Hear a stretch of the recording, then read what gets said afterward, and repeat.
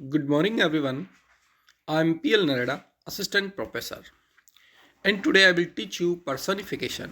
Personification मानवीकरण अलंकार ये अलंकार मुख्य रूप से REET, RPSC first grade, RPSC second grade और एसएससी नेट आदि परीक्षाओं में पूछा जाता है। इस वीडियो के माध्यम से मैं आपको आज मानवीकरण के बारे में विस्तार से बताऊंगा ताकि आप प्रतियोगी परीक्षाओं में अच्छे मार्क्स प्राप्त कर सकें। तो शुरू करते हैं।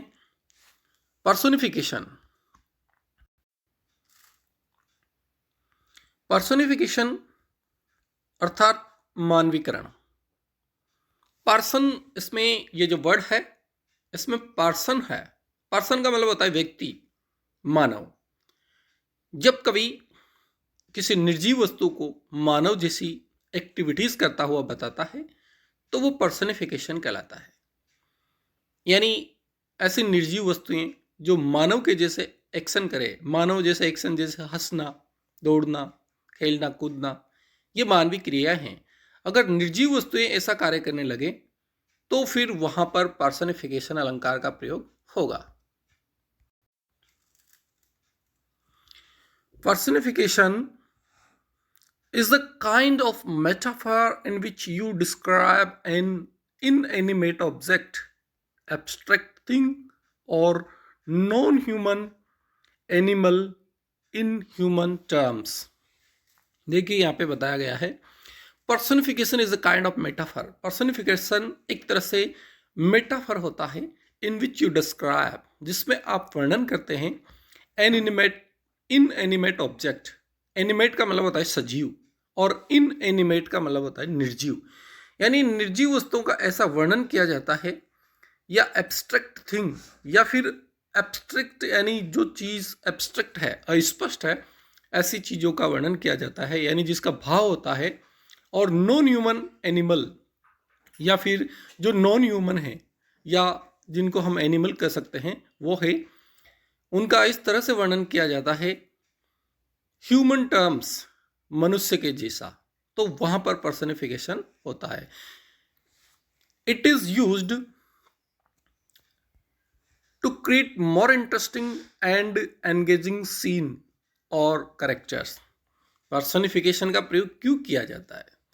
पर्सनिफिकेशन का प्रयोग किया जाता है साहित्य में इंटरेस्ट पैदा करने के लिए और एंगेजिंग सीन और कैरेक्टर्स, या किसी सीन या कैरेक्टर्स मतलब पात्रों को और ज़्यादा प्रभावी बनाने के लिए पर्सनिफिकेशन का प्रयोग किया जाता है।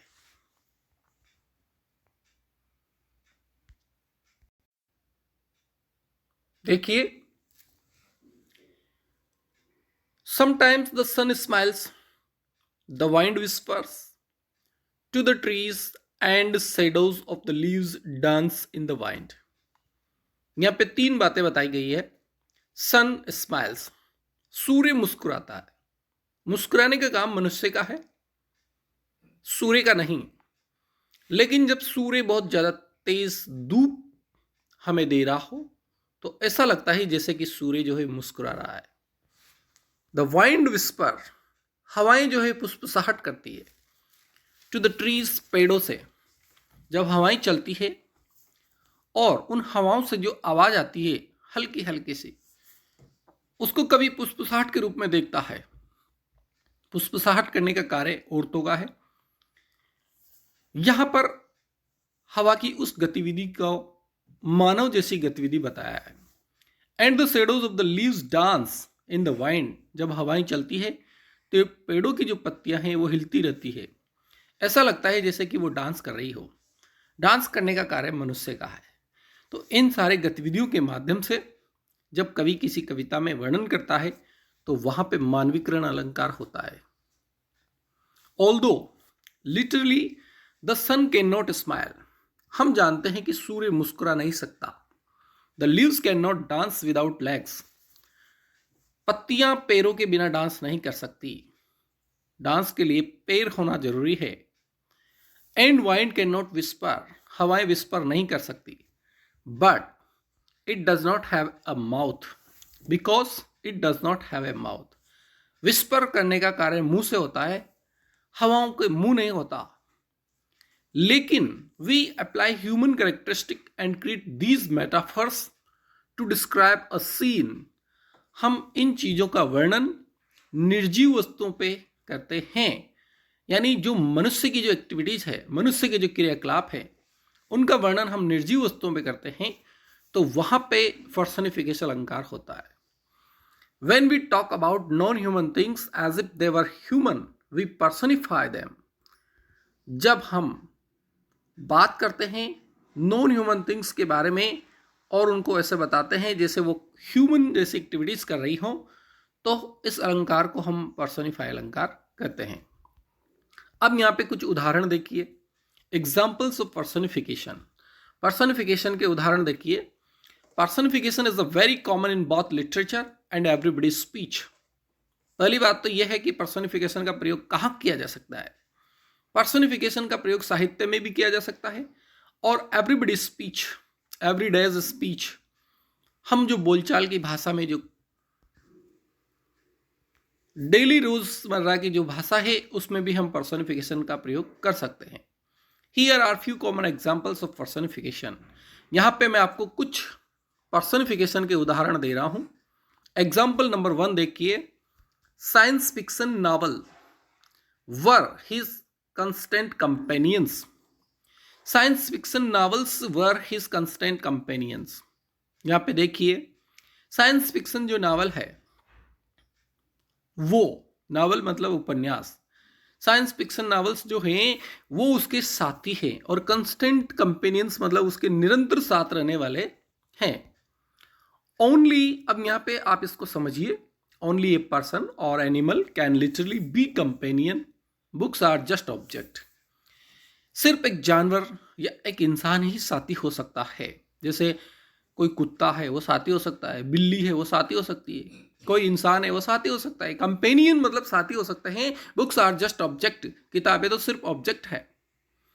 But this personification tells us that books mean a lot to him, like close friend, and probably brought him happiness like friends would. लेकिन यहां पर इस उदाहरण के माध्यम से बताया है कि अक्सर वह किताबों के सानिध्य में रहता है, और जब वो किताबें पढ़ता है तो उसको वैसी ही खुशी मिलती है जैसे उसके साथी उसको देते हैं। इसलिए यहां पे बुक्स को कंपेनियन बताया है। तो बुक्स का मानवीकरण किया है। बुक्स निर्जीव वस्तुएं हैं लेकिन उनको साथी जैसा बताया है, इसलिए यहां पे पर्सनिफिकेशन अलंकार है, मानवीकरण अलंकार यहां पे है। एक और उदाहरण आप देख सकते हैं। Example 2, that piece of chocolate cake is calling my name. That piece of chocolate, वो जो चॉकलेट का जो टुकड़ा है, वो मेरा नाम पुकार रहा है। चॉकलेट का टुकड़ा है, वो कह रहा है मेरा नाम। इसका मतलब चॉकलेट का टुकड़ा आपको कैसे पुकार रहा है। वो निर्जीव वस्तु है लेकिन वो कैसे पुकार रहा है, इसको आप समझिए। Chocolate cake does not have the ability to call after someone.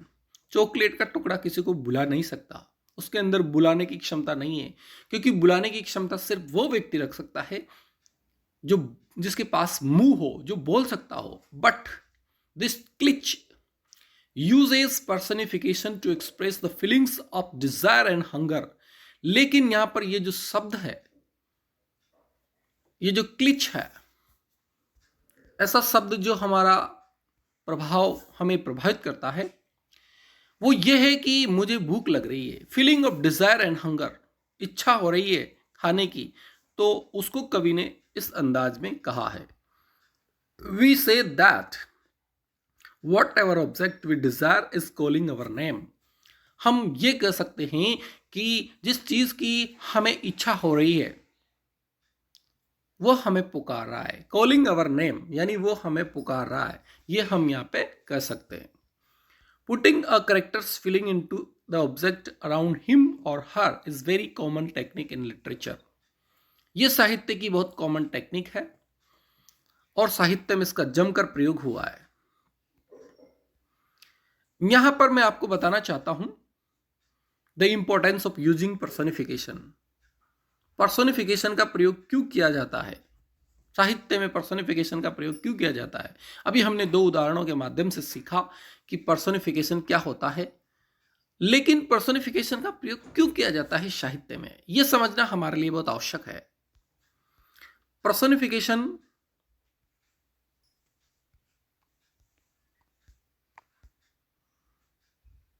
provides personally energy.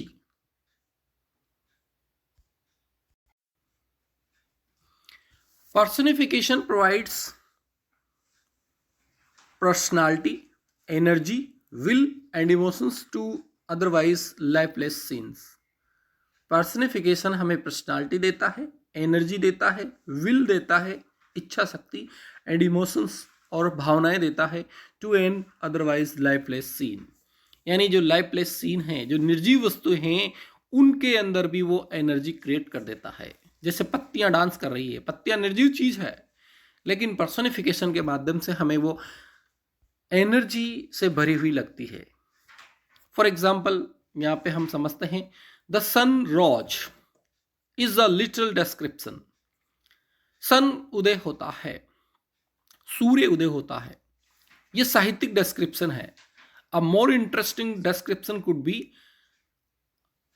The sun stretched its golden arms, climbed above the mountains and smiled down on us. सूर्य उदय होता है, अगर इसी शब्द को हम साहित्यिक भाषा में कहेंगे तो कैसे कहेंगे? The sun stretched its golden arms, सूर्य अपनी सुनहरी बाहों को फैलाता है। क्लाइम्ड अबाउ द माउंटेन्स, पहाड़ी के ऊपर चढ़ता है। एंड स्माइल्ड डाउन ऑन अस, और फिर हमारे ऊपर मुस्कुराता है। सूर्य उदय होता है, यह तो एक सामान्य शब्द हुआ, सामान्य सेंटेंस हुआ, लेकिन इसी को यूं कहा जाए कि सूर्य अंगड़ाई लेता है, सूर्य पहाड़ी पे चढ़ता है और वहां पर फिर हमारी तरफ मुस्कुराता है, यह पर्सोनिफिकेशन हो जाएगा। तो इससे हमारा सेंटेंस बहुत प्रभावी हो जाएगा। Giving the sun golden arms create a vivid image of sun's rays. सूर्य को गोल्डन आर्म्स देना, सुनहरी बाहें, यहां पर सूर्य का मानवीकरण है, सूर्य की किरणों के लिए एक विविड इमेज क्रिएट करता है, तरह तरह की इमेज जो है वो क्रिएट करता है। And climbed make the sun more like a person getting out of bed. और पहाड़ी पे चढ़ना, सूर्य का पहाड़ी पे चढ़ना हमें यह बताता है कि जैसे कोई व्यक्ति बेड से उठ करके हाथ मुंह धोता है, वो गतिविधि यहां पे बता गई है। Smiled gives U A positive feelings about the day, और फिर सूर्य मुस्कुराता है, तो ये एक्टिविटी आपको पॉजिटिव बनाती है। If the author wanted to convey a negative feeling, he or she could have said the sun glared down at us angrily. अगर सूर्य के बारे में नेगेटिव एक्टिविटी बतानी है तो हम क्या कहेंगे? He or she could have said the sun glared down at us angrily. सूर्य जो है हमारी तरफ गुस्से से देख रहा है। जब सूर्य बहुत तेज तप रहा हो तो उसके लिए कहा जा सकता है कि सूर्य हमारी तरफ गुस्से से देख रहा है। तो ये हमने देखा कि पर्सोनिफिकेशन का प्रयोग क्यों किया जाता है। Personification usually express characters, feelings and gives more life to scene. Personification का प्रयोग इसलिए किया जाता है क्योंकि इससे हमारी जो फीलिंग्स है वो और ज़्यादा सजीव बन जाती है। यहाँ पे कुछ और उदाहरण आप देख सकते हैं पर्सोनिफिकेशन के। Death is the mother of beauty. Death जो है वो ब्यूटी की मदर है। From Sunday morning by Wallace Stevens. Sunday morning एक कविता का नाम है जो कि वॉलेस स्टीवेंस से ली है। उसमें ये उदाहरण है, death is the mother of beauty. Death जो है वो ब्यूटी की माँ है, यानी ब्यूटी जो है खत्म हो जाती है एक दिन। इसी तरह से आप देख सकते हैं the slings and arrows of outrageous fortune. यहाँ पे स्लिंज एंड एरोज, हैमलेट जो पोइम का नाम है विलियम शेक्सपियर की, उसमें to be or not to be एक सोलिलोकी है, उसमें से लिया है। The slings and arrows of outrageous fortune. Outrageous fortune मतलब क्रोधी भाग्य जो है, उसके स्लिंज और एरोज प्रहार, वो प्रहार करता है। प्रहार करने का काम मनुष्य का है। अब मैं यहाँ पे आपको रिलेटेड टर्म बताता हूँ, यानी पर्सोनिफिकेशन जैसा ही एक रिलेटेड टर्म क्या है। अगर आपके कभी क्वेश्चन आ जाए कि पर्सोनिफिकेशन के जैसा रिलेटेड शब्द क्या है, तो आप उसको एंथ्रोपोमॉर्फिज्म के नाम से जानेंगे। एंथ्रोपोमॉर्फिज्म, इसको थोड़ा सा समझ लें क्योंकि कभी कभी ये एग्जाम में आ जाता है। Like personification, anthropomorphism is the giving of human characteristics to the object और एनिमल्स। एंथ्रोपोमॉर्फिज्म में भी मनुष्य जैसी एक्टिविटीज करते हुए बताया जाता है निर्जीव वस्तुओं को, यानी निर्जीव वस्तुएं मनुष्य जैसी एक्टिविटीज करती है। Anthropomorphism is a kind of personification in which animals or objects are described as if they are really people with abilities like talking, walking, upright and thinking critically। देखो, इसमें यह कहा गया है कि इसमें भी जानवरों को या ऐसे ऑब्जेक्ट को बताया जाता है जो निर्जीव हो। कैसे? जैसे टॉकिंग, जैसे जानवर बातें कर रहे हैं, वॉकिंग चल रहे हैं, अपराइट ऊपर उठ रहे हैं, एंड थिंकिंग क्रिटिकली या वो विचार विमर्श कर रहे हैं, वो एंथ्रोपोमॉर्फिज्म कहलाता है। This is stronger than simple personification. ये भी मानवीकरण का ही रूप होता है, लेकिन ये मानवीकरण से ज्यादा जटिल होता है। Which can be done with just a couple of words. और दूसरी बात यह है कि इसमें कुछ ही शब्दों का प्रयोग किया जाता है। कपल ऑफ वर्ड्स से मतलब है जैसे 2 शब्द, 3 शब्द, ऐसे ही शब्द काम में लिए जाएंगे। सच है, जैसे कि यहां पे मैं आपको बताता हूं, द एंग्री सन, नाराज सूर्य। Here is example of simple personification versus anthropomorphism. यहां पे मैं आपको कुछ उदाहरणों के माध्यम से पर्सनिफिकेशन और एंथ्रोपोमॉर्फिज्म में अंतर बताना चाहता हूं, और उस अंतर को आप समझिए। The owl laughed with a hoot hoot. उल्लू जो है हुट हुट करके हंसता है। This is example, the owl has taken on one human attribute, it laughs. यहां पर पर्सोनिफिकेशन है क्योंकि उल्लू जो है हंस रहा है, यानी उल्लू जो है मनुष्य जैसी एक्टिविटीज कर रहा है, तो इसको हम कहेंगे पर्सोनिफिकेशन। अब इसी में एंथ्रोपोमॉर्फिज्म कैसे बनेगा? The wise owl said to the confused frog. देखिए, थोड़ा सा अंतर है। द वाइज ओल, बुद्धिमान उल्लू ने सैड कहा, टू द कंफ्यूज फ्रॉग को। फ्रॉग क्या विशेषण है? कंफ्यूज, भ्रमित। I know why you are suffering and I can help you find your way. ये सेंटेंस उसने कहा। तो यहां पे वाइज ओल और कंफ्यूज फ्रॉग, इसमें एंथ्रोपोमॉर्फिज्म अलंकार है। In this example, the owl has become a person with fully human abilities to think and talk. यहां पर उल्लू को पूरी तरह से मनुष्य बता दिया गया है, जिसमें सोचने की क्षमता भी है और बातचीत करने की क्षमता भी है। यानी एंथ्रोपोमॉर्फिज्म जो अलंकार है वो पर्सनिफिकेशन से थोड़ा सा आगे बढ़कर है। जब कोई निर्जीव वस्तु हंसे, खेले, कूदे, तो वो पर्सनिफिकेशन है, लेकिन वो सोचने लग जाए, विचार करने लग जाए, चिंतन करने लग जाए, तो वो एंथ्रोपोमॉर्फिज्म अलंकार है। तो ये आपको वीडियो कैसा लगा? चैनल को लाइक कीजिए, सब्सक्राइब कीजिए और आपके फ्रेंड्स को शेयर कीजिए। Thank you.